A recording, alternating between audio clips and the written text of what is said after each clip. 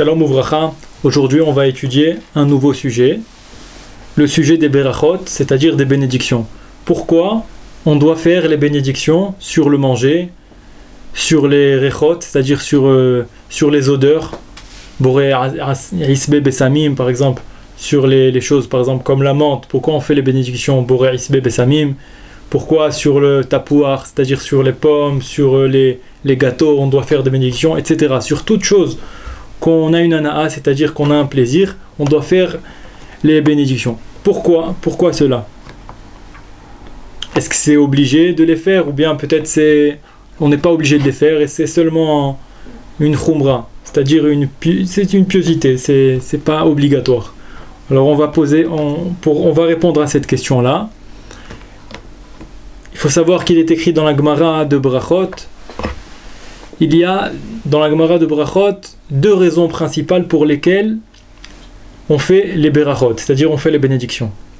La première raison, c'est du fait qu'il est écrit dans les Teilim. Il est écrit, il y a deux psukim, deux versets. Le premier verset, il dit Hashamaim shamaim lashem vehaaretz natan livne adam. C'est-à-dire, je traduis, Hashamaim shamaim lashem. Le shamaim, c'est-à-dire les cieux, ils appartiennent à Hachem.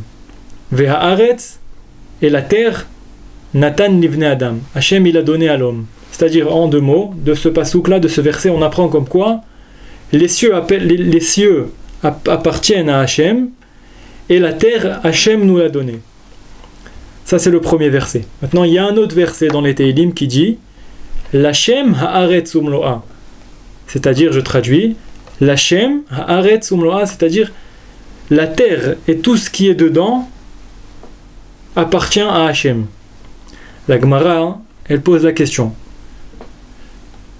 Tu m'as amené deux versets. D'après le premier verset, on apprend comme quoi la terre, elle appartient à qui?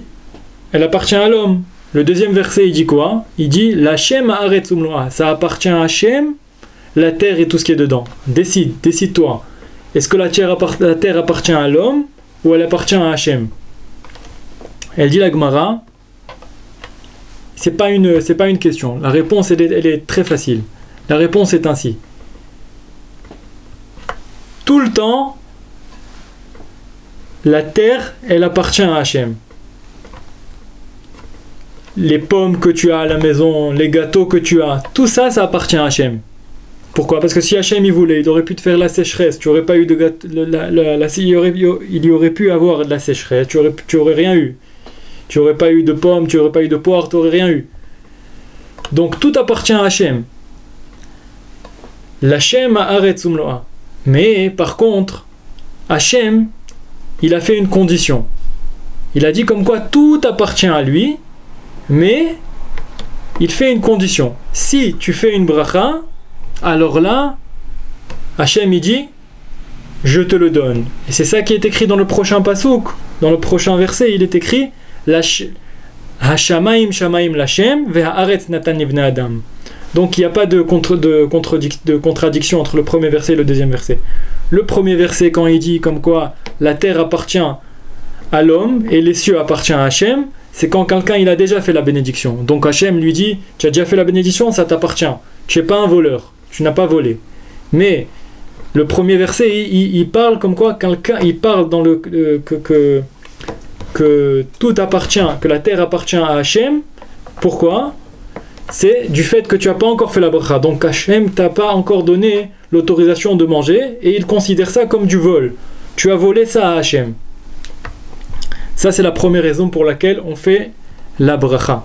Pourquoi? En résumé, c'est pour ne pas être un voleur. Étant donné que tout appartient à Hachem, donc pour ne pas être un voleur, pour ne pas voler ce qui appartient à Hachem, alors tu fais la bénédiction, et Hachem a donné une condition, comme quoi quand tu fais la bénédiction, alors tu n'es pas un voleur. Ça, c'est le résumé de la première raison.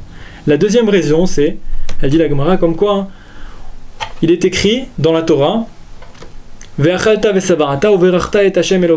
tu mangeras et tu te rassasiras, et après tu feras la bénédiction à Hachem. En deux mots, ça s'appelle la Birkat Hamazon qu'on fait tout le temps. La Birkat Hamazon, on l'a fait après qu'on ait mangé.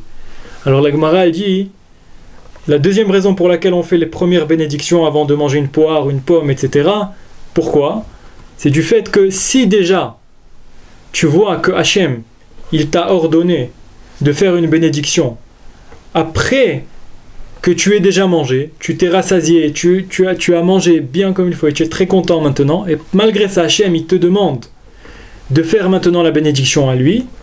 Alors si déjà quand tu es rassasié, Hachem te demande de faire une bénédiction, alors a fortiori que avant, quand tu avais faim et tu n'avais pas encore mangé, a fortiori que tu dois remercier Hachem puisque Hachem t'a donné entre tes mains du manger. Et si tu as entre tes mains du manger, a fortiori que tu dois faire la bénédiction avant. Donc la deuxième raison au résumé, c'est a fortiori. Ça s'appelle en hébreu kal vachomer. Ça c'est les deux raisons principales pourquoi chacun de Am Israël, chacun d'entre nous est obligé de faire les bénédictions avant de manger, sinon il s'appelle un voleur d'après la Torah, puisqu'il a volé ça à Hachem, Kaviachol. Baruch Adonai le'olam, Amen ve Amen.